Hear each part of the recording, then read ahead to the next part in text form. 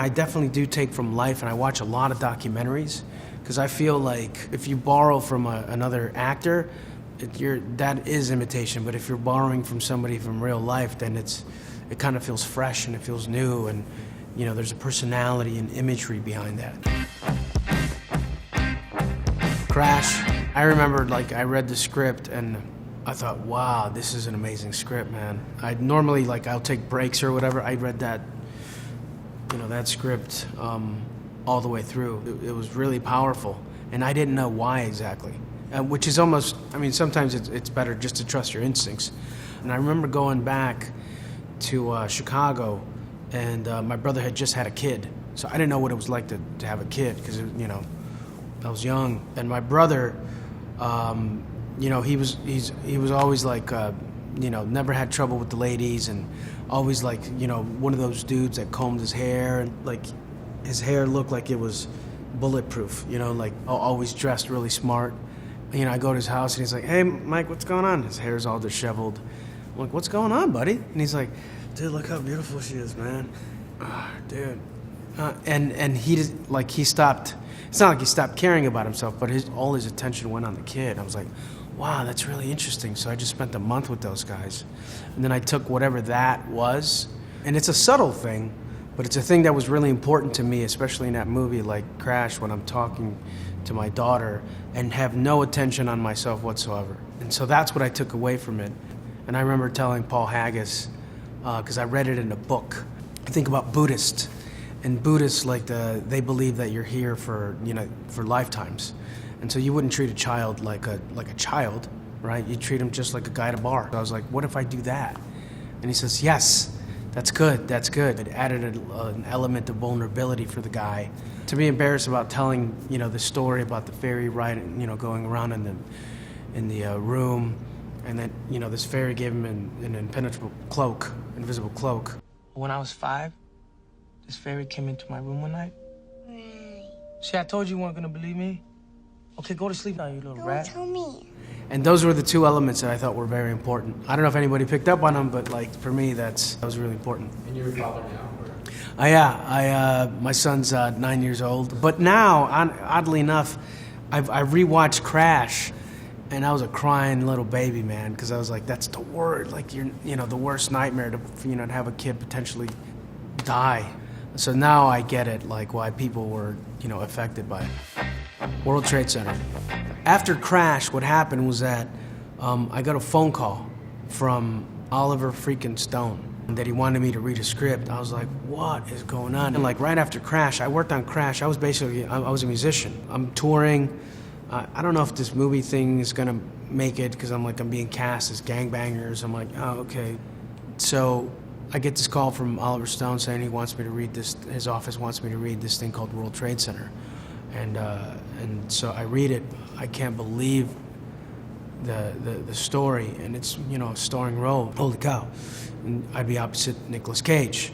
Holy cow. Leaving Las Vegas, Raising Arizona. I did the movie, and I was freaked out because, the most I did was worked on Crash for 4 days. So from 4 days to run of picture, which means that you're basically working almost the entire time, and you have so many scenes. I was like, wow, this is such a big step up from that grading. I didn't feel all that comfortable, but I just kept rehearsing and rehearsing and rehearsing and rehearsing. And you have to understand, it was 10 years of just doing bit parts, trying to do the best. But how good can you be when you're over there? That's your line, And the movie did well. It did pretty good here in America. I think it was it might have been too soon for it, but it's a really cool movie. And but it was just working with Oliver Stone, and knock on wood, hopefully I get to keep working with those kind of guys. $1 Million Baby. It was so awesome shooting with Clint Eastwood, man. I remember watching all his movies. My dad used to sneak me up, and we'd see Heartbreak Ridge or something like that. I told my dad, I was like, dude, I'm doing a movie with Clint Eastwood. He's like, tell him I said what's up. He'll know. I'm like, no, he won't, dude. And so I was on set for 3 weeks, man, which is another blessing. And I just watched the way movies are made, and he was a master. There's so much to learn about acting. It's almost to me, it's like chess, where if you do something here, you set up a thing here, it really affects you know, the end game, and you really have to think 3 or 4 moves ahead. Grandmasters, like the best, you know, guys. A grandmaster looks at a chessboard, and there's only 2 or 3 vital moves, and which is the one that they're going to go to, which is the one, and they're always seeing like 2 or 3 moves. He's one of those guys. I've worked with him just recently again. It was that, you know, somebody would pitch him an idea, and he's like, "No, yeah, I don't think I'd want to see that. I think this is nice. This is nice." And boss says it, and then you look at it on the frame, you're like, it's pretty good. Anything else will take your attention away from that. He reminds me kind of like of Ridley Scott in a way. Like all the established directors and the really, really good directors, they don't shoot like all day, you know what I mean? Because they know exactly what they want. They really are masters at their craft, and Ridley is more like he's building an opera. Clint is more like jazz, you know what I mean? But it's still epic. The Martian. I remember I got a phone call that Ridley Scott wants to meet me. I was like, wow, that's really cool. You know, we're actors, but we're still fans of these movies. Like, I'm a huge fan of Ridley Scott, so I was kind of nervous. I saw that he kind of like already had all the drawings mocked up for this, for The Martian. And he also, I think he might have a photographic memory, I'm not sure, because if you talk to him about a scene, he knows the dialogue and he knows exactly what you say and he knows what number. And I'm like, you pitch him an idea and he's like, yeah, that could work. You pitch him another idea and he's like, yeah, but remember you're setting up this and this. You feel very comfortable. There was a scene where something was shaking, like the ground was shaking, and he shot the rehearsal. You know, he didn't tell us it was gonna shake, so everyone, like, you see real reactions from people, and you can't act that. I wasn't that bright because there was a couple times where I'm like, what's up with this set? It keeps on shaking, man. And I messed up my part of the take or whatever. Observe and report. I feel like that's a very, I'll steal Seth Rogen's line, but I feel like that's a very polarizing movie where people either love it or hate it. I auditioned for some comedies, but I was like, I never felt really comfortable, and I never really felt like I felt like I was boring myself. So I thought, what if I do characters? Because I like doing characters, like real characters. And then so that if it's not funny, it's just the way the guy thinks. And if it is funny, then whatever, this is who I am. The one that I got, the one that I made up, is I remember watching this documentary or YouTube thing or whatever on pimps. It was this little guy, you know, and you pan up and you see like, oh, he's in the documentarist is in his bedroom, and then you pan up and you see some dress shoes, and those dress shoes are on the bed, and you're like, and the dress shoes are kind of dirty, and then you pan up and there's 2 women there, 2 prostitutes, and one of them is just filing, you know, their nails, and the other one was just chewing gum. Like, when is this gonna be over? And then you see the dude and you're expecting him to be like some stud or like some crazy, and he's like, it's just this little guy, you know, with a high-pitched voice. The documentary guy, the one who's doing the interview, just totally tees him up. He just tosses it out there, and he's like, hey, brother, you gotta tell me, man, what's the secret to pimping? And he's like, man, you gotta love your bitches. And I was like, man, you gotta love your bitches. You know, and the girls didn't do anything. I was like, whoa, that's a character right there, buddy. And then so I thought, wow, it'd be great to put this guy in a movie. And then Observe and Report came up. I'm real glad that you opened up to me, because it makes me like open up my heart. That was the start of me channeling somebody else. I think that was my first comedic role. Ant-Man. You know, Edgar Wright wrote the original script and he was going to direct it, and then he parted ways.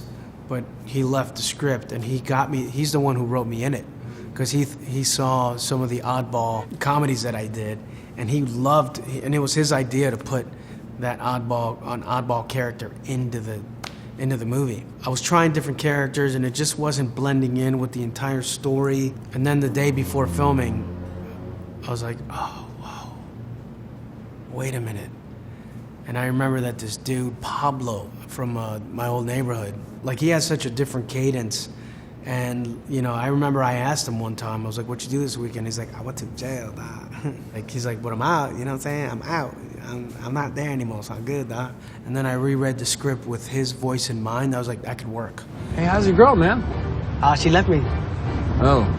Yeah, my mom died too. You know, we would do a lot of improv. And the improv for me was just me talking, and sometimes I would forget what I wanted to say. And you just go streamline of consciousness. You know, it's like, yeah, man, I went downtown, I couldn't find parking, you know, but you know, I saw some people selling some tacos, and I was like, man, I remember tacos, because back in the day, I remember it was like in 7th grade when I had my first taco, pastor. I met this girl, and this girl was really beautiful, and she said to me, why do you like a pastor? I'm like, why not? And so anyway, I dated her, we got married, she got divorced. But then, anyway, so I was parking, and then like, you know, and I was like, oh yeah, I'm supposed to go back to parking, right? And I was like, so I was parking, and I'm like, that's why I'm late. And they're like, what? I was at a wine tasting with my cousin Ernesto, which was mainly reds, and you know I don't like reds, man. You know, but there was a rosé that saved the day. It was delightful. And he tells me about this girl, Emily, that we used to kick it with. It was actually the first pair of boobs that I ever touched. It's the wrong details. You know, Marvel's, dude, they're so awesome. They'll take whatever you have, and then if they like it, they'll just run with it. That character is so nerve-wracking for me to do because it's mainly the dialogue, and it's so much and it's so fast. And that's probably, to be honest with you, the hardest character that I had to do. End of watch. I read the script, end of watch. Nobody said anything really about it. They said, oh, this cool script came by. And I'm like, check it out. I was like, oh, okay, cool. I read it. We weren't getting paid. We were getting paid scale or something like that. So like that's what the movie was, because it was a low budget movie. I read it, and I remember it was one of those scripts that I was like, dude, what's going on with this? I'm like, can I audition for it? When am I going to audition? End of watch. I imitated. There's a buddy of mine who actually talks like this. It's really quick, and then all of a sudden, no problem. And so I was like, wow, I'm gonna do that for this character. Wait. I got a hella big family, bro. Someone's always at my house, right? Well, one time, Gabby's parents bounced in Sonata, and her brother crashed at his girlfriend, so I spent the night at her house. And this was gonna be the night, dude. I remember going in and meeting David Ayer. And he says, dude, you gotta, like, this isn't pretend, dude. You gotta be brothers. You guys gotta be brothers. Every day for, 3 months, just hang out, dude. Until, you get annoyed of each other, until you could just be bored. You know what I mean? You don't have to feel like you have to entertain each other. And it was really cool, because he is such a dedicated actor. Of all the people that helped me, he was the first one to really say, dude, do it, man. This is your scene, man. And I was like, oh, that's so cool. Any scene, dude. Any scene where he's like, dude, this is your scene, man. Take it. He was really just cool about that. You know, because at the end of the day, he's the movie star, and which, you know, shows that he's really all about the movie. He was just so dedicated and passionate about it. And to me, it was awesome. I loved working with the guy. But I had him and David Ayer supporting me in that. And then I felt really free. I felt this freedom. And that was the first time that I was like, oh, okay, cool. Maybe I feel comfortable, you know, starring in things. Fury. David Ayer called me up again, and he's like, dude, I got a script for you. And whenever you know, I've seen there's some actors that, are good performers, and they do his movies, and they're really good. And then there's guys that, have to dig in. I have to dig in and, really feel like I'm the character. So your heart always pumps, you know, and you think, oh man, what does he want me to do this time? What hell does he want me to enter? And then I read Fury. I read it, it was amazing. The part was really cool. Even just me being there, even if I didn't have any dialogue, but I was part of the 5-bit crew representing the Latinos that were in World War II, because there was a lot of them that were just unacknowledged. Even, you don't see that at all. Even just being part of it would have been an honor, but he wrote a great part, and then I was, you know, part of it. And, you know, Shia had a great part, you know, Logan Lerman, John Bernthal, Brad, everybody had a really cool part, and we were all just crazy in that movie. Because, you know, we're sleeping by the tank, and just, there's something that happened, because it was so cold and so crappy. It was just something about, it just sucked so bad that you're like, screw it, whatever. It was kind of apathetic, dude, let it rain. Rain more, cool, who cares? And you're cold, your body's shaking, you're just like, whatever, dude. We went through, in comparison with what, the guys that really did it, there was no room for complaining. I drove a real tank. I remember it took me a month or two to really be good at it, and I felt like I was good at it. But when you have Shia LaBeouf and You know, Brad Pitt up on top. Like, wow, there's big movie stars up there. I don't want to kill them. Cesar Chavez, my parents were farm workers, and they came from Mexico to Chicago, where there's a lot of factories and a lot of work that people don't want to do, but they did. You know, they were good. They were good people. You know, they learned the language, and they you know, definitely subscribed to the dream of being an American. They worked their butts off to get me and my brother through prep school, private school. And so, and obviously because I love my parents, when this movie came about, I thought, wow, man, I just can't miss this opportunity. But it's a very Latin movie. You know, with a movie like that, it's hard to make it universal. And so it was a tough movie to make, but I'm very proud of it, and my dad was very proud of it as well. That's why you make certain movies. You know, sometimes you make movies for the masses. You want them to have a good time, and sometimes you do think pieces because you think of, like, you know, this movie might bring up a really cool issue, and you don't have to talk about the issue if, you know, if the movie says it for you.